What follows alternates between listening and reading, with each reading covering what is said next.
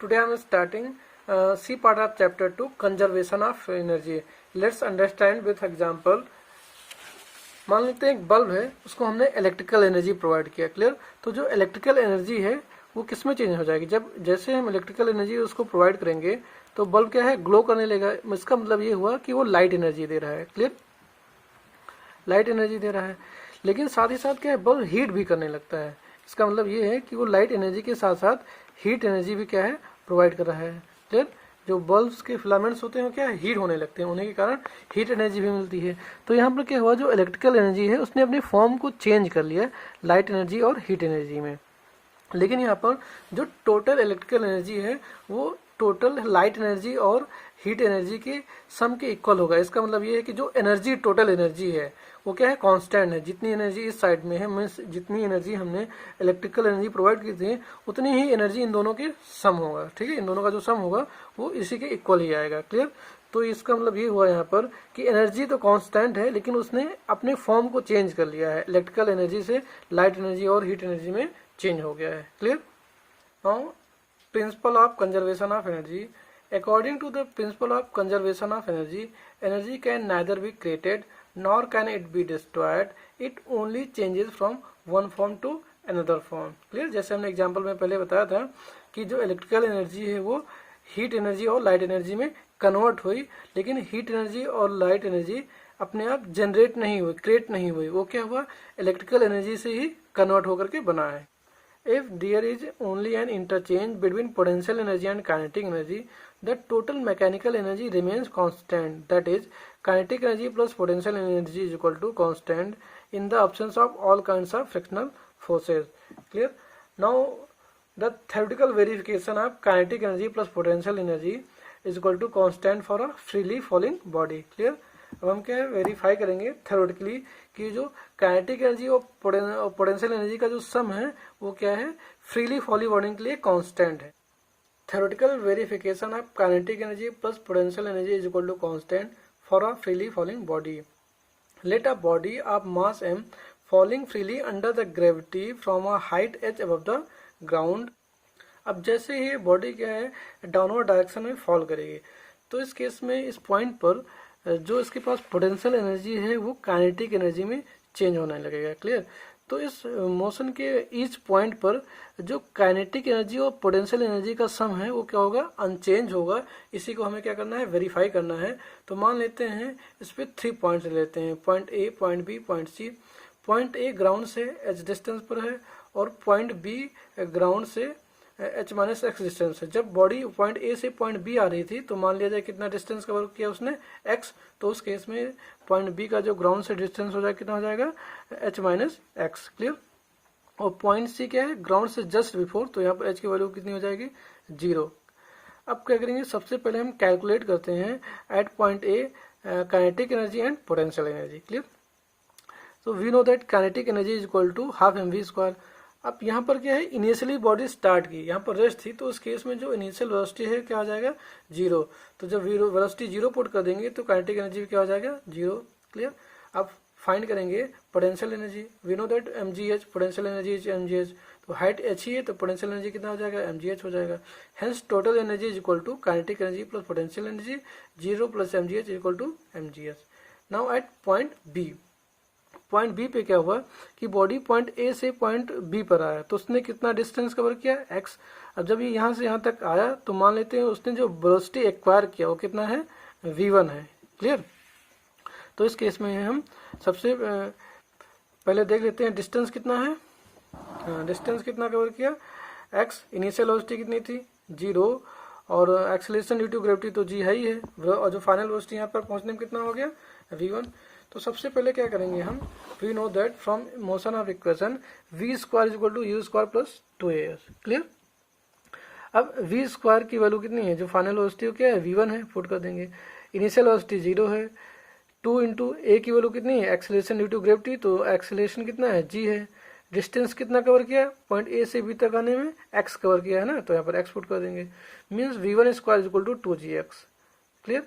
अब we know that kinetic energy equal to half mv1². तो v1 कितना है, 2gx, तो 2gx यहाँ पर पुट कर देंगे तो कितना आ जाएगा, mgx. क्लियर. मीन्स जो काइनेटिक एनर्जी वो कितनी आ गई, mgx. अब इसी पॉइंट बी पर हम क्या कैलकुलेट करेंगे, पोटेंशियल एनर्जी। तो पोटेंशियल एनर्जी कैलकुलेट करने के लिए क्या करेंगे कि mass into acceleration due to gravity into height from the ground. तो हाइट फ्रॉम द ग्राउंड कितना है, h minus X, means M G into H minus X. तो पोटेंशियल एनर्जी कितना हो जाएगा, P is equal to M G H minus X. So total energy is equal to kinetic energy M G X plus potential energy M G H minus X. Clear. अब यहाँ पर bracket open करेंगे तो M G X plus M G H minus M G X. अब M G X cancel हो जाएगा तो कितना बचेगा, एम जी एच।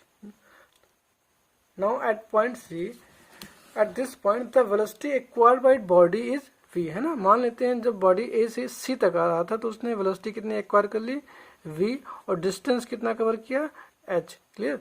तो यहाँ पर जो डिस्टेंस है वो कितना हो जाएगा, h हो जाएगा। जो एक्सेलरेशन है वो तो g होगा ही, एंड फाइनल वेलोसिटी कितनी हो गई, v। तो सबसे पहले हम वेलोसिटी कैलकुलेट कर लेते हैं। v square is equal to U square plus 2as। Initial velocity is 0 and 2 into acceleration is g and distance is h, so v square is equal to 2gh. We know that kinetic energy is equal to half mv square, v square is 2gh, value put करेंगे, solve करेंगे, कितना आ जाएगा, mgh। Now at point C, at this point height from the ground is 0। क्या है, height 0 है, तो उस केस में पोटेंशियल एनर्जी भी 0 हो जाएगा। रीजन ये है कि ये potential energy is equal to mgh, h is 0, so potential energy is 0। Now the total energy is equal to kinetic energy plus potential energy. Kinetic energy is mgh and potential energy is 0. So total energy is mgh. From equation 1, 2 and 3, we note that the total energy means sum of kinetic energy and potential energy is same. Here mgh and here one is also mgh. Clear? तो इसी को हमें verify करना था कि जो motion के सभी पॉइंट्स पर जो टोटल एनर्जी है वो क्या है, अनचेंज्ड है ना। तो हमने यहाँ पर वेरीफाई भी कर दिया कि point A, B and point C पर जो total energy mean sum of kinetic energy and potential energy is mgh and mgh। Clear. और जो ये mgh टोटल एनर्जी है वो क्या है, h हाइट पर जितनी पोटेंशियल एनर्जी है उसी के इक्वल है ना। इस पर जो यहाँ पर हम पोटेंशियल एनर्जी फाइंड करेंगे तो कितना आएगा, mgh। क्लियर। तो वो जो टोटल एनर्जी है वो h हाइट पर, उसके मैक्सिमम हाइट पर जितनी पोटेंशियल एनर्जी है वही क्या होती है, टोटल एनर्जी। अब यही जो पोटेंशियल एनर्जी है यही कन्वर्ट हो रहा था काइनेटिक एनर्जी में, और ग्राउंड पे आते आते क्या है, पोटेंशियल एनर्जी 0 हो गया और काइनेटिक एनर्जी में चेंज हो गया टोटली। अब फिर अगर जो इसके अपोजिट सोच लिया, अगर जो हम कोई बॉल क्या है ऊपर की तरफ थ्रो कर रहे हैं ऐसे जैसे, है ना। अभी बॉल क्या था, फ्रीली फॉलिंग डाउन कर रहा था। अभी हम बॉल को ग्राउंड से h हाइट तक थ्रो करें तो उस केस में क्या होगा, जो पॉइंट सी पर जो काइनेटिक एनर्जी हो जाएगा मैक्सिमम हो जाएगा, है ना। पॉइंट सी पर काइनेटिक एनर्जी मैक्सिमम है, यहाँ पर हाइट पे पहुंचेगा तो पॉइंट मतलब पोटेंशियल एनर्जी मैक्सिमम हो जाएगा, काइनेटिक एनर्जी 0 हो जाएगा। यहाँ पर पोटेंशियल एनर्जी 0 है, और अगर ये सेंटर में है तो यहाँ पर पोटेंशियल एनर्जी और काइनेटिक एनर्जी दोनों सेम होंगे। क्लियर। तो यहाँ से क्या है, हमने ये देखा कि जो काइनेटिक एनर्जी हम दे रहे हैं इसको, इस बॉडी को जो हम काइनेटिक एनर्जी यहाँ पर दे रहे हैं mgh, वो टोटली किस में कन्वर्ट हो जा रहा है, पोटेंशियल एनर्जी में। h हाइट पर क्या है, पोटेंशियल एनर्जी में कन्वर्ट हो जा रहा है। मींस जो ये काइनेटिक एनर्जी हमने इसको दिया, कितना दिया, मान लिया जाए हाफ mv स्क्वायर दिया, प्रोवाइड किया, तो किस में कन्वर्ट हो गया, mgh में। क्लियर। तो इनिशियल वेलोसिटी मान लिया जाए हमने इसको v प्रोवाइड की, सॉरी u प्रोवाइड किया, तो उस केस में जो काइनेटिक एनर्जी कितना होगा, हाफ mu स्क्वायर, और ये किस में कन्वर्ट हो गया, mgh में। तो यहाँ से हम u फाइंड करेंगे तो अंडर रूट 2gh।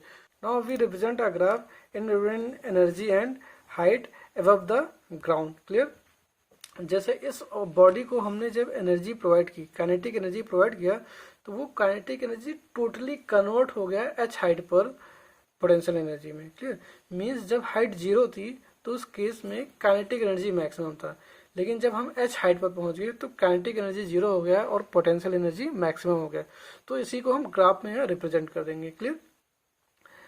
मान लेते हैं यहाँ पॉइंट 0 है ना। अब इस साइड में हाइट इंक्रीज कर रहा है और ये वर्टिकल एक्सिस पर एनर्जी इंक्रीज कर रही है। तो जैसे जैसे हम हाइट इंक्रीज करते जाएंगे तो पोटेंशियल एनर्जी क्या है, इंक्रीज कर रहा है, और हाइट इंक्रीज होने के साथ में जो काइनेटिक एनर्जी है वो क्या हो रही है, डिक्रीज होती जा रही है। और h हाइट पर ये दो है ना, h हाइट पर काइनेटिक एनर्जी 0 हो जाएगी और h हाइट पर पोटेंशियल एनर्जी क्या हो जाएगा, मैक्सिमम कितना हो जाएगा, mgh। और अगर जो h/2 हाइट पर देखें है ना सेंटर में, तो उस केस में काइनेटिक एनर्जी और पोटेंशियल एनर्जी दोनों क्या है, सेम है, half mgh। Application of principle of conservation of energy to a simple pendulum, means हम सिंपल पेंडुलम से जो है कंजर्वेशन ऑफ एनर्जी को हम प्रूव करेंगे। क्लियर। अब एक सिंपल पेंडुलम लिया और रिजिड सपोर्ट ओ से अटैच कर दिया। पॉइंट ए पर क्या है, ये रेस्टिंग पोजीशन में है, तो इस केस में जो यहाँ पर इसकी पोटेंशियल एनर्जी है वो क्या होगी, 0 होगी। हमने बॉब को क्या है पॉइंट ए से पॉइंट बी पर डिस्प्लेस किया और इस पॉइंट बी से इसको हमने क्या कर दिया, रिलीज किया। तो सबसे पहले जब हमने इसको पॉइंट ए से बी तक डिस्प्लेस किया तो उस केस में जो इसकी हाइट है वो कितनी मान लिया जाए, h इंक्रीज कर गई। हाइट इसकी क्या है, h इंक्रीज कर गई। तो जब इसकी हाइट इंक्रीज की है तो इस केस में इसके पास पोटेंशियल एनर्जी आ जाएगी। क्लियर। तो मान लिया जाए पोटेंशियल एनर्जी कितनी आ गई, mgh, है ना। इंक्रीज इन पोटेंशियल एनर्जी कितना हो गया, mgh। अब यहाँ पर ये क्या था, जब ए से बी तक आया था तो ये क्या रेस्ट में आ गया था, है ना, कोई मोशन नहीं हो रहा था। तो जब कोई मोशन नहीं हो रहा था तो उस केस में इसकी काइनेटिक एनर्जी कितनी हो जाएगी, 0। फिर जैसे इस बॉब को हम रिलीज करेंगे तो क्या है, ये जो पोटेंशियल एनर्जी है वो किस में चेंज हो जाएगा, काइनेटिक एनर्जी में। और ये इंक्रीज होते होते पॉइंट ए पर जो टोटली पोटेंशियल एनर्जी है वो किस में चेंज हो जाएगा, काइनेटिक एनर्जी में। रीजन है ये जो हाइट है वो यहाँ पर क्या हो जा रहा है, 0। तो पोटेंशियल एनर्जी 0 हो जाएगा और काइनेटिक एनर्जी में टोटली चेंज हो जाएगा। अब पॉइंट ए पर बॉब के पास अभी काइनेटिक एनर्जी है। तो जब किसी के पास काइनेटिक एनर्जी है तो उसके पास वेलोसिटी रहती है, कितनी रहती है, √2gh। तो बॉब क्या करेगा, अभी इसी वेलोसिटी से पॉइंट ए से पॉइंट सी तक जाने की कोशिश करेगा। ठीक है, पॉइंट ए से सी तक जाएगा और सेम हाइट h एक्वायर करेगा। क्लियर। सेम हाइट यहाँ पर h एक्वायर कर लेगा। अब जैसे यहाँ पॉइंट सी पर पहुंचेगा तो कुछ टाइम के लिए, है ना, वेरी स्मॉल टाइम के लिए यहाँ पर ये है कि स्टॉप कंडीशन में आएगा, रेस्ट कंडीशन में आएगा। तो इस केस में उसकी जो हाइट होगी मान लिया जाए h है। तो यहाँ पर पोटेंशियल एनर्जी कितनी हो जाएगी, h, और काइनेटिक एनर्जी क्या हो जाएगी, 0। क्लियर। लेकिन फोर्स ऑफ ग्रेविटी के कारण ये बॉब यहाँ रुक नहीं सकता। क्या करना है, फिर से सी से ए आएगा और ए से बी जाएगा। क्लियर। तो यहाँ से फिर से सी से ए की तरफ आएगा और ये जो इसकी पोटेंशियल एनर्जी है, ठीक है, वो फिर से किस में चेंज हो जाएगी, काइनेटिक एनर्जी में। और फिर ए से बी तक जाएगा, फिर ये काइनेटिक एनर्जी पोटेंशियल एनर्जी में चेंज हो जाएगा। ऐसे ये चलता रहेगा। Clear. So during the swings, clear, ये जो स्विंग्स हो रहा है उसके समय at the extreme position B and C the bob has only potential energy, while in at the mean position at point A it has only kinetic energy. Clear.